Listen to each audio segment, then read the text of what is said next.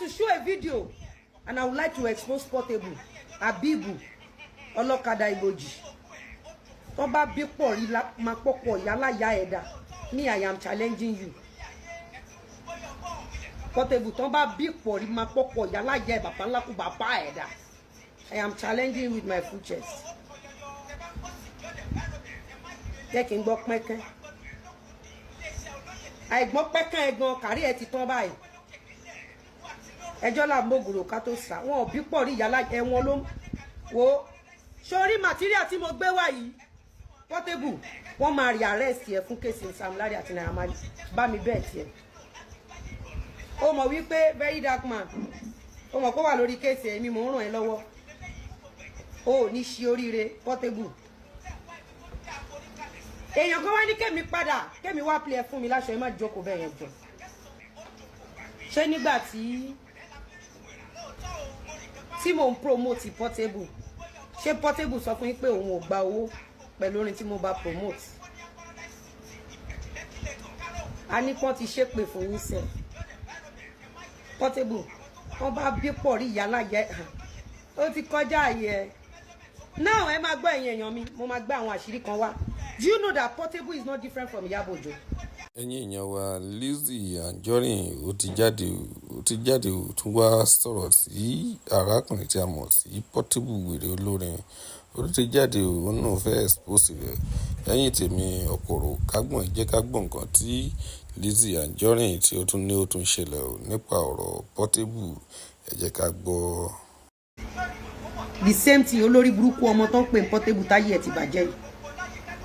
Èmi ni mo máa ń sọ fún Portable pé Portable ẹni tí ò bá wá fún ẹ má wá fún toró ní nǹkan tí mo ti gbọ́ nínú kéèsì Portable. Ṣé mọ̀ pé Portable wà nínú kéèsì àwọn Naira Marley àti Sam Larry ó dẹ̀ máa ṣí ẹ̀wọ̀n. Ìwọ Portable ó máa ṣí ẹ̀wọ̀n. Ṣé o sọ pé lórí burúkú ọmọ tí ìyá ẹ ti fojú sunkún yẹn ó máa ṣí ẹ̀wọ̀n. Esabod tó post video ẹ̀yin yẹn máa wo nǹkan tó ṣe o. Ṣé mọ̀ pé ó máa sọ fún yín pé kéèsì tí ò bá kún ẹ má dá sí. Mo máa ní especially ẹ̀yin youth because kéèsì tí ò bá kún ẹ tó bá dá sí wọ́n lè fi gbé wọ fúnra ẹ ṣubú. I've been saying this for a very long time. Mo sì sọ lánàá, mo sọ ní jẹta, mo sọ ní jẹrin because I know how these people roll. Portable ó kéré wọn ò lè ìwọ òkè ìwọ ò jẹyàn. A video tó ṣe fún mi máa play lára ẹ. Máa faipo for ya ẹ. Máa dé jẹ́ kí àwọn èèyàn mọ̀ nǹkan kan nípa ẹ. Ó jẹ́ tán nìyẹn ní ìgbésí ayé ẹ. And ẹ jẹ́ kọ́rọ̀ Portable jẹ́ àríkọ́gbọ́n fún gbogbo ẹ̀yin ọ̀dọ́ tó o bá ti ní talent àbí tó o bá ní future. Má ever lọ ta sẹ́ni tí ò bá ta sí ẹ. The reason tí Iyabo Ojo ṣe rí mi mú bó ṣe rí àwọn other people mú òun ni pé mi kì í dá sọ̀rọ̀ lọ́rọ̀. Now ẹ jẹ́ kí n fi kíní hàn yín. Orí péjì Esabod ní Portable Abibu Olokada Iboji orí platform ọ̀tá ẹ̀. Èmi àti yín rò pọ̀tá ẹ̀. But by the time tí bá máa parí show ẹ̀ nìyí. Màá wá bẹ̀ lọ́wọ́ yín pé ṣọ́jọ́ ń ṣiṣẹ́ ni àbí wọn jọ ṣiṣẹ́. Kí ló mú Portable tó ṣe kọrin tó ṣe lórúkọ mi? Ó ṣe jẹ́ pé ìgbà tí very dark man tó kọrin fún Portable wá ń sunkún ó wá ń bẹ very dark man.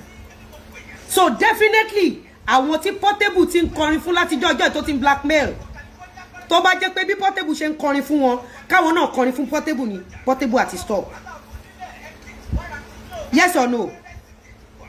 Tó bá jẹ́ wípé bí Portable ṣe ń kọrin fún wọn kó kọrin padà fún Portable.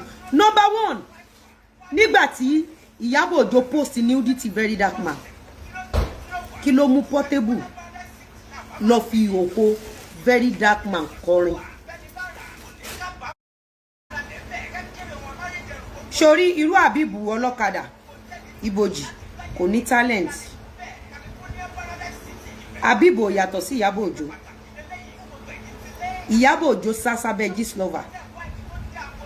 Iyabo Ojo dẹ̀ single-handedly ó dẹ̀ rìn career film industry.